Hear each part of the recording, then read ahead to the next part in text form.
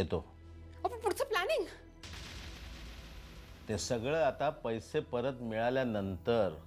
प्रियांका, हाय sweet heart, तुला माझी आठवणच येत नाही ना? Missing you. काय? राजाराम पांढरे त्यांचा आर्किटेक्ट पाठवणार आहेत. धनाजी काका इतके जवळचे झालेत आपले, त्यांना कळवायला हवं ना आपल्याला मुलगी झाल्याचं. आणि आता जास्तच काळजी घ्यायची स्वतःची.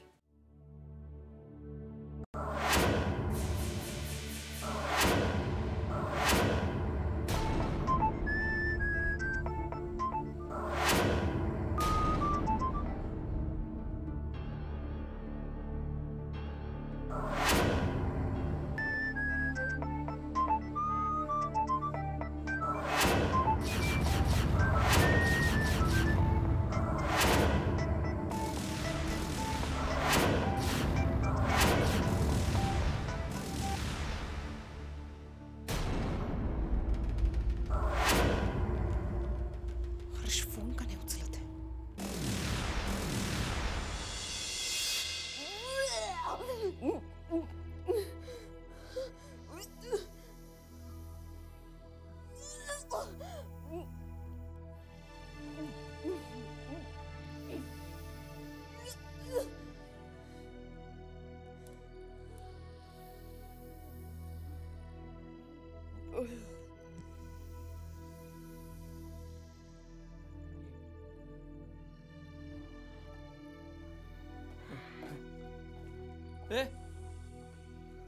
काय आलं?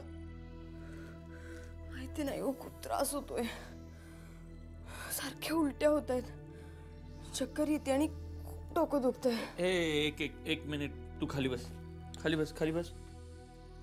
हा, आपण एक काम करायचं का? डॉक्टरांकडे जायचं?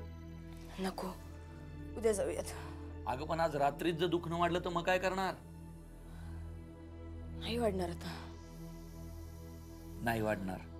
हेच हेच तुझं हट्टी वागणं दरवेळी भोवतं तुला. 10 वेळा तुला सांगितलं ते उपास तापास नको करत जाऊ, काही गरज नाहीये त्याची. त्याच्यामुळे तू पित्त वाढता आणि हे त्रास सुरू होतात. आता तो उलटे होत आहेत म्हणजे तर मोगरा, तुला उलट्या होत आहेत? हो. आणि असं म्हणजे चक्कर आल्यासारखं पण होतंय, म्हणजे असं मळमळ. हो मोगरे, हे काय खुशखबर देतीस का काय? आ आ आ आ क्या बात है. खरं सांग. डांग चिंगडे कांग, डांग चिंगडे कांग, डांग चिंगडे कांग. साला मैं तो बाप बन गया. आ आ आ आ आ. खरं सांग. असं काय करताय वेड्यासारखं? काय वेड? आजूबाजूची लोक जागी होतील ना.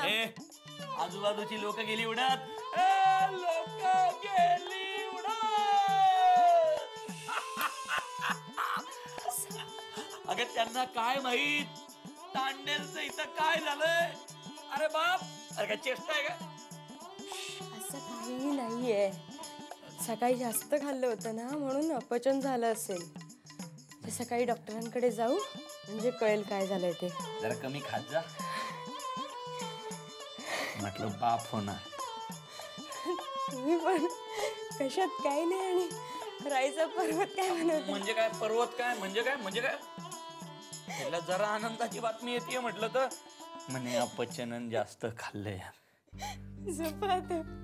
झोपा झोपा झोपा, आज नाही तर कधीतरी होईलच ना. कपडे बदलून घ्या. ना तुझ्या या बातमीमुळे मला डोकं जागेवर नाही राहिलं, तुला माहितीये का? पण आज नाही उद्या नक्की. उद्या करा डँचिंग डिकेंग.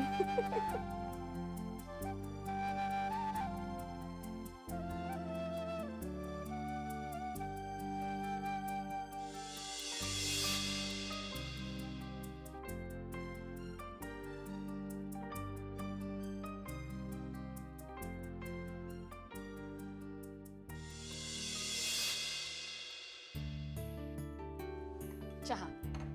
हो काकू, तुम्ही कशाला आणला? मी आणणारच होते ना. त्याला काय झालं? तू आणला काय मी आणला काय? सारखंच की. नाही सारखंच नाही. आमच्या घरी पद्धत नाही तशी. ज्याचं काम त्यानेच करायला हवं. आणि सध्या तुमचं काम आहे तुमच्या सावरीकडे लक्ष देणं. तुम्ही तेवढंच करा. हो, पण बाकीची कामं ती हर्षदा करेल. तिची जबाबदारी आहे ना ती. मी तेच म्हणत होते. काकू, मी करीन कामं. तुम्ही उगाच नका त्रास करून घेऊ. पण नाही, तुम्ही कुठल्याही कामाला हात लावायचा नाही. तुम्ही फक्त आणि फक्त वहिनीकडे लक्ष द्यायचं. बरं बाई, अगदी तिच्या उशाशीच बसून राहते आता.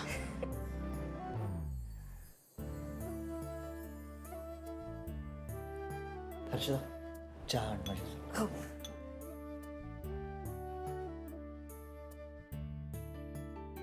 मॅडम, तुम्ही तपासलंय खरं, पण मला लयच घोर लागलाय जीवाला. अहो, कालपासून नुसत्या उलट्या करतीये. तुम्ही केलंय ना नीट? अहो, मी त्यांना अगदी व्यवस्थित तपासलेलं आहे.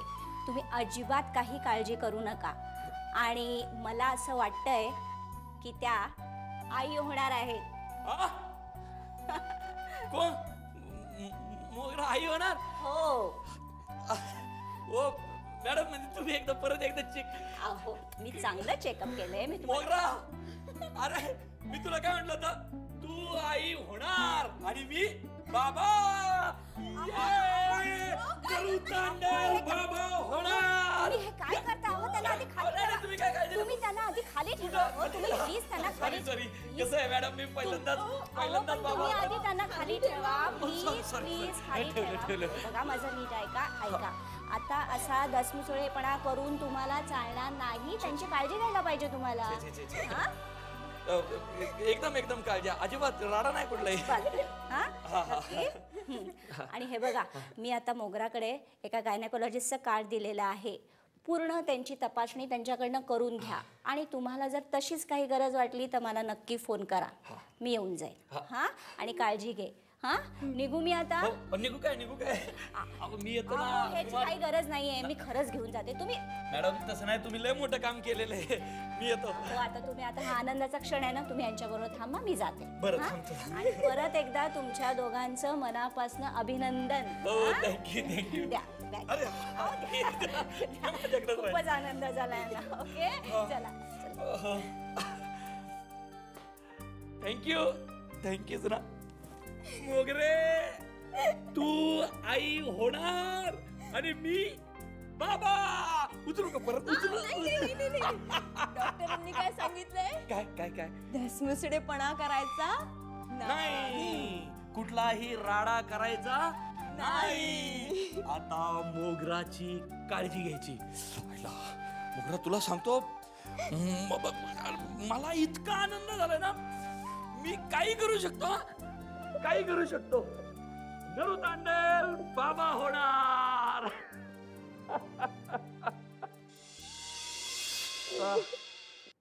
फार काळजी होती मला सावरीच्या बाळणपणाची. हो ना. बाळणपणाच्या आधीच माई गेल्या, त्यामुळे जरा टेन्शनमध्ये होती ती. हल्लीच्या मुलींची नॉर्मल डिलिव्हरी होणं जरा कठीणच असतं म्हणतात. त्यामुळे मला जास्तच टेन्शन होतं. झालं ना समजा व्यवस्थित. झालं बाई, पण तसं टेन्शन होतंच हो मला. माझ्या बाळणपणात सुद्धा मी एवढी घाबरले नव्हते. असंच होत राहते बघा. आपल्याला आपल्या परीस आपल्या लेकराची जास्त काळजी राहते. आमच्या हर्षदाच्या वेळी माझं असंच होणार आहे. होईल. बरं, तुम्ही बसा, मी बघते स्वयंपाकाचं. आता सकाळपासून तुम्हीच काम करून राहिला. आता असं करा, तुम्ही जरा आराम करा. जा, मी बघते स्वयंपाकाचं. नाही हो, ह्या वयात तुम्हाला एवढ्या माणसांचा स्वयंपाक करायला लावू मी? वयावर जाऊ नका माया. आता आमच्या यांचा ट्रकचा बिझनेस आहे. ते युनियनचे लीडर आहेत. तर काय मीटिंग का काय ते होत राहते आमच्या घरी. 50-60 माणूस असतोय जेवायला. अगं बाई, समद्यांचा स्वयंपाक मी करते एकटीनं, आणि एवढं जमणार नाही. तसं नाही हो, पण तुम्ही मोठ्या आहात ना माझ्यापेक्षा. मग तुम्हाला काम करायला लावून मी आराम करू? पटत नाही मला. नाही, जमणार नाही. मोठ्यांनी लहानांचा हट्ट पुरवायचा असतो, आणि मी लहान आहे, तेव्हा माझा एवढा हट्ट पुरवा. एकदा खाऊन तर बघा माझ्या हातचं. आलंच.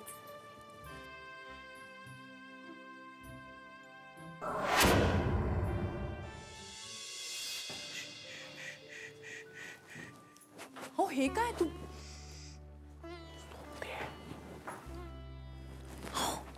तुम्ही गेला नाही ऑफिसला? जावंसच वाटत नाहीये. आता एक काम करा, इथेच एक ऑफिस उघडा, नाहीतर हिला घेऊन ऑफिसला जा. अरे जाईन जाईन. बघशील तू एक दिवस तीच माझं ऑफिस, माझे सगळे व्यवहार सांभाळ की नाही बघ. हो हो हो की नाही बघ. हो म्हणते. हो तुम्ही खरंच जाणार नाही आहात ऑफिसला? असावरी हिचा जन्म झाल्यापासून माझं दुसरं कशातही लक्ष लागत नाही. कुठेही जावं असं वाटत नाही मला. माझ्यावर कधी एवढं प्रेम दाखवलं नव्हतं. बघा बाबांचं किती प्रेम आहे तुमच्यावर ते. अरे आहेच, कारण ती माझी आहे. माझी नाही आहे असेल, पण बघ तिच्यावर तुझ्यापेक्षा माझा हक्क जास्त आहे, लक्षात ठेव. कळलं? कारण मुलींना कायम आईपेक्षा बाबा जास्त आवडतो. आता मुलगा झाला असता तर परिस्थिती वेगळी असती, पण आता मुलगी आहे त्यामुळे मी म्हणतो तेच खरं की ती माझीच आहे. बरं बरं, तुमचीच आहे. बरं आता काय ठरवलंय बाबांनी? किती उशीर होतो ऑफिसला? अरे चल चल निघतो. तू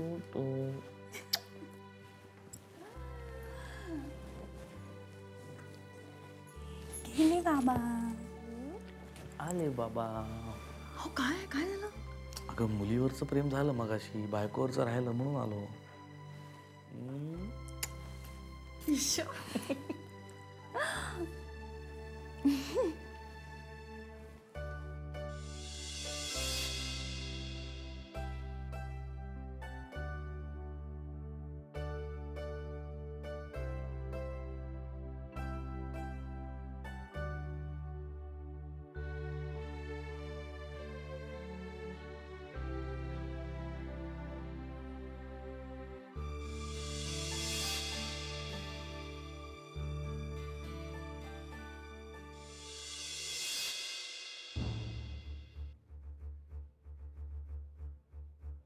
धर्माधिकारी साहेब, राजाराम पांढरे बोलतोय. हां नमस्कार पांढरे साहेब, बोला. काय झालं? आपलं काम कुठपर्यंत आलं? मी साईटवर जाऊन आलो आहे. काम बरंच झालं आहे पण तसं पूर्ण नाही झालेलं. हो, पण दिलेल्या वेळेत काम पूर्ण व्हायला हवं होतं ना. ते जवळजवळ अशक्यच होतं, पण हर्षवर्धन भोसलेंनी बराच प्रयत्न केलेला दिसतोय. हे पहा, त्यांनी काय केलंय मला सांगू नका. तुमचं काम कुठवर आलं ते सांगा. माझं काम तसं पूर्ण झालेलंच आहे. मी साईटवर जाऊन आलो आहे, सगळे रिपोर्ट्स तयार आहेत. उद्या संध्याकाळपर्यंत तो रिपोर्ट तुमच्या टेबलवर असेल. ठीक आहे.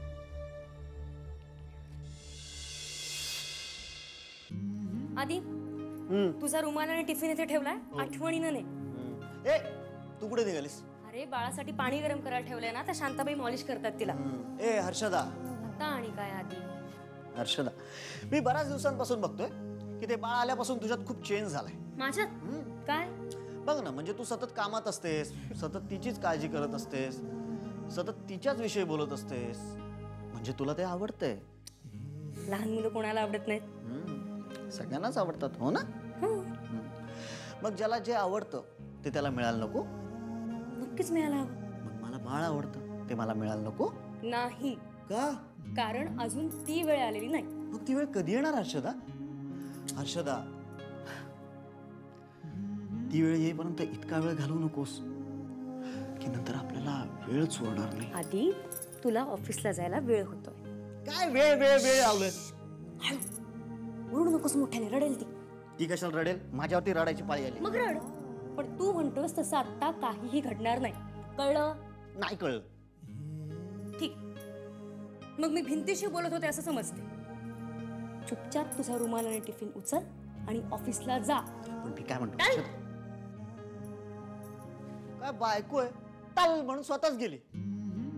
चला आदित्यराव, तुमचं काय होणार नाही इकडे.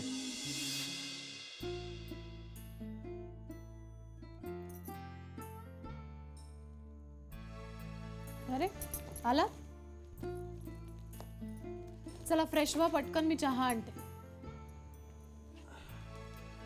नाही, आधी चहा आण. इथे जाणू.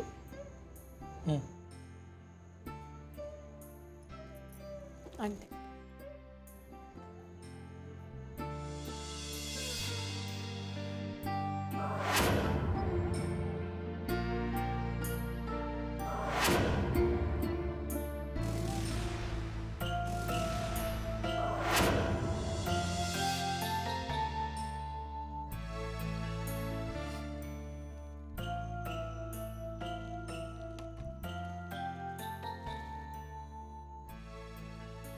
चहा. चहा.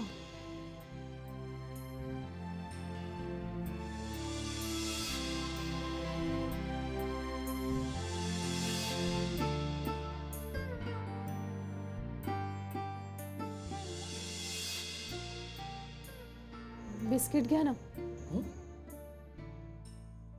बिस्किट.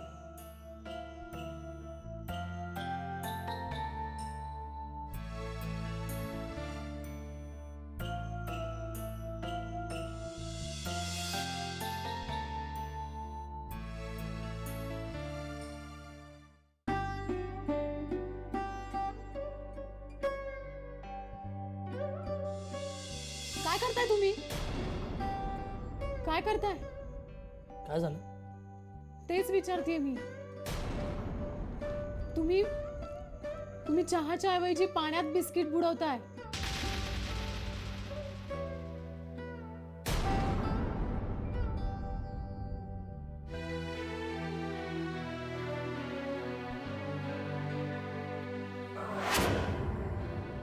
सॉरी.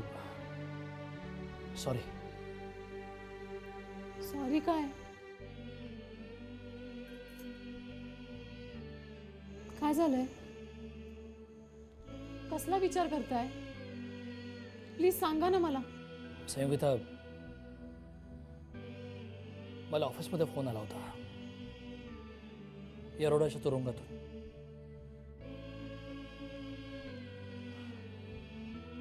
आई. काय झालं त्यांना? नाही, झालं काय नाही. तिला शिफ्ट करतात येरवड्याच्या तुरुंगातून नागपूरच्या तुरुंगात. हो, मग चांगली गोष्ट आहे की.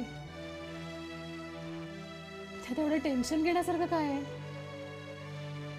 उलट आता नागपूरला आल्यात म्हटल्यावर आपल्याला हवं तेव्हा भेटायला जाऊ शकतो आपण.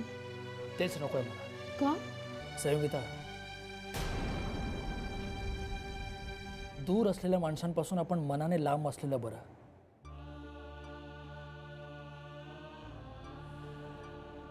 कारण जितकी ती जवळ येतात तितकीच त्यांची आपल्या आयुष्यातली कमी आपल्याला जाणवायला लागते आणि मग पुन्हा आपण त्यांच्यात गुंतून जातो. पण तेच तर सत्य आहे ना. ती तुमची आई आहे आणि तिची कमतरता तुमच्या आयुष्यात असणारच. त्याची जाणीव होणं स्वाभाविकच आहे. यालाच आठवण असं म्हणतात. पण मला नको आहे त्या आठवणी. माझ्या भूतकाळातल्या आठवणींची सावली सुद्धा आपल्या भविष्यात पडायला नको आहे. संयोगिता, त्यांनी फक्त त्रासच होणार आहे आपल्याला. सावल्यांचा कधी त्रास होतो का माणसाला? आणि आठवणींचा तर नाहीच नाही. उलट तीच एक ठेव असते आपल्याकडे, आपल्या भूतकाळाची. ती ठेव असते का सल हे त्या आठवणींवर अवलंबून असतं संयोगिता. काही आठवणी फार बोचऱ्या असतात संयोगिता आणि त्यांच्या आयुष्यात फक्त आणि फक्त त्रासच होतो आपल्याला.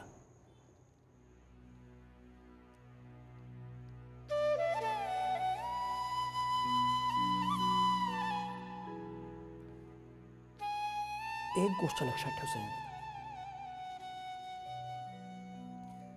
सावली आपली असली तरी नेहमीच अंधार निर्माण करते.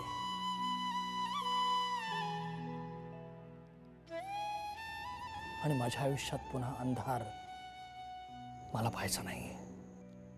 पण